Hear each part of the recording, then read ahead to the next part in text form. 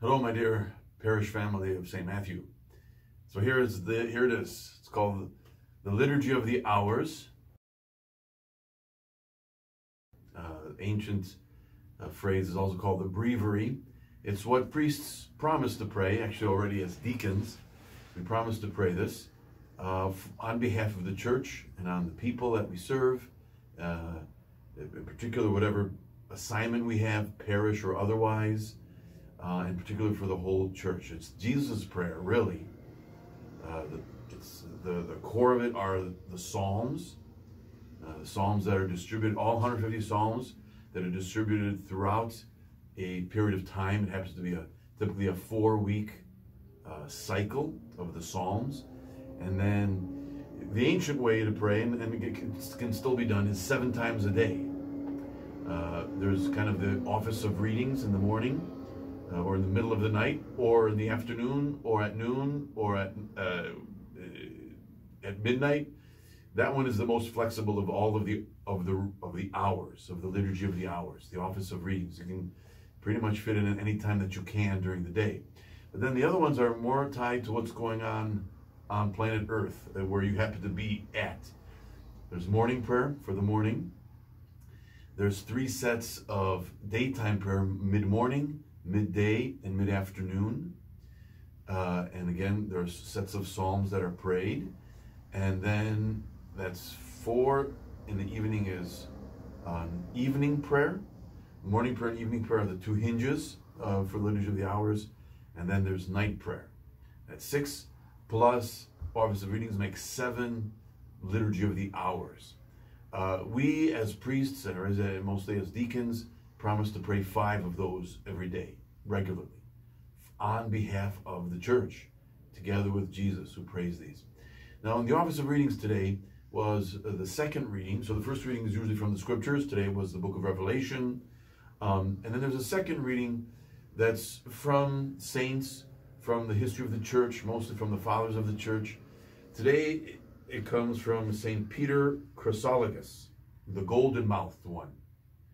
He's an awesome preacher, and I wanted to share this with you.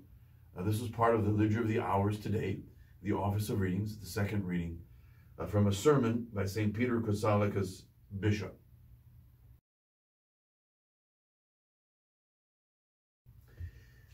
I appeal to you by the mercy of God. This appeal is made by Paul, or rather it is made by God through Paul, because of God's desire to be loved rather than feared, to be a father rather than a lord. God appeals to us in his mercy to avoid having to punish us in his severity. Listen to the Lord's appeal. In me, I want you to see your own body, your members, your heart, your bones, your blood. You may fear what is divine, but why not love what is human? You may run away from me as the Lord, but why not run to me as your Father? Perhaps you are filled with shame for causing my bitter passion. Do not be afraid. This cross inflicts a mortal injury, not on me, but on death. These nails no longer pain me, but only deepen your love for me. I do not cry out because of these wounds, but through them I draw you into my heart.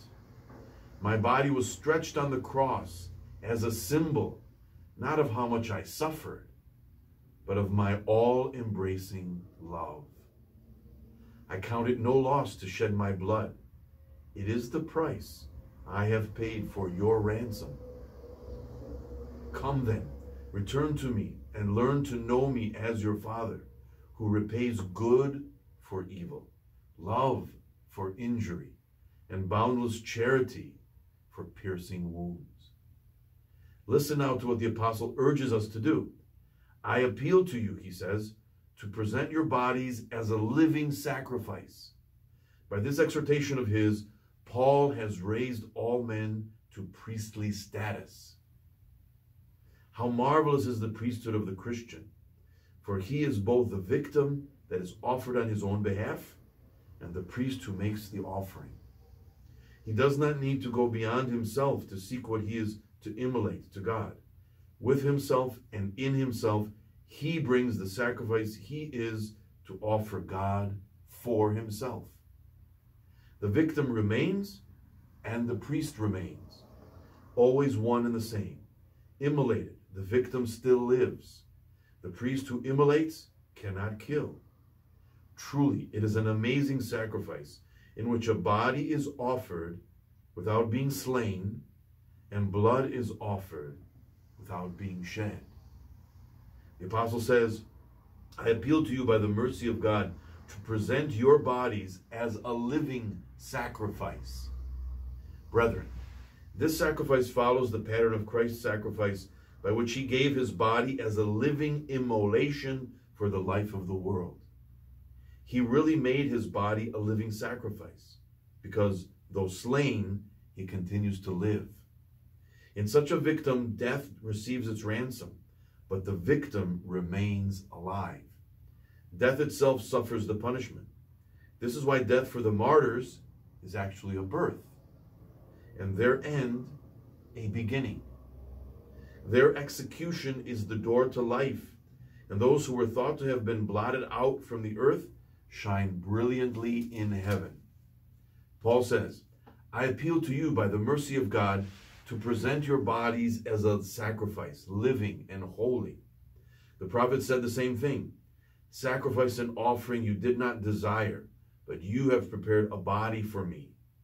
Each of us is called to be both a sacrifice to God and his priest. Do not forfeit what divine authority confers on you. Put on the garment of holiness, gird yourself with the belt of chastity, let Christ be your helmet, let the cross on your forehead be your unfailing protection. Your breastplate should be the knowledge of God that he himself has given you. Keep burning continually the sweet-smelling incense of prayer. Take up the sword of the Spirit. Let your heart be an altar. Then, with full confidence in God, present your body for sacrifice. God desires not death, but faith. God thirsts not for blood, but for self-surrender. God is appeased not by slaughter, but by the offering of your free will. Again, from the Office of Readings of St. Peter Chrysologus, Bishop, a sermon that he gave, and we read today, the fourth week of Easter, Tuesday, Office of Readings. God bless you. Take that message with you and make yourself a living sacrifice of praise. Wherever you are today, sheltered in place, able to go out and do some errands, shopping or whatever it is, wherever you are, and now and every day of the God gives to you as a gift, make yourself a living sacrifice of praise. Men and women, we are called to be priests, offering our very selves in union with Jesus, who lives forever and ever. He is alive. He is risen, as he promised, from the dead. Alleluia, alleluia. St. Peter Chrysologus, literally meaning Peter the Golden Worded, was born in Imola, Italy, around the year 380 AD, and died at the age of about 70, around the year 450. After hearing his first homily as bishop, as the story goes, Roman Empress Galla Placidia, mother of the Roman Emperor, gave him the surname Chrysologus, meaning golden worded. He is known as the Doctor of Homilies for the beautiful, simple, concise, but inspired and theologically rich reflections he delivered during his time as the Bishop of Ravenna, where he served as bishop from about the year 433 until his death. St. Peter advocated daily reception of the Eucharist. He urged his listeners to confide in the forgiveness offered through Christ. His surviving works attest to the Church's traditional beliefs about Mary's perpetual virginity, the penitential value of Lent, Christ's Eucharistic presence, and the primacy of St. Peter and his successors. About 176 of his homilies have been collected and preserved. He was counselor to and shared the confidence of Pope St. Leo the Great, another doctor of the Church. In the year 1729, St. Peter Chrysologus was declared a doctor of the Church by Pope Benedict XIII, one of only 36 officially declared doctors of the Church as of 2015. Of interest, the other doctors of the Church include 26 more from the West and 9 from the East. there are 4 women. 19 of the church doctors are bishops, 12 priests, 1 deacon, 3 nuns, 1 consecrated virgin. There are 26 from Europe, 3 from Africa, 7 from Asia. Pope Francis declared the newest church doctor to be the 10th century Armenian monk St. Gregory of Narek as the 36th doctor of the church. That was on the 21st of February, the year 2015.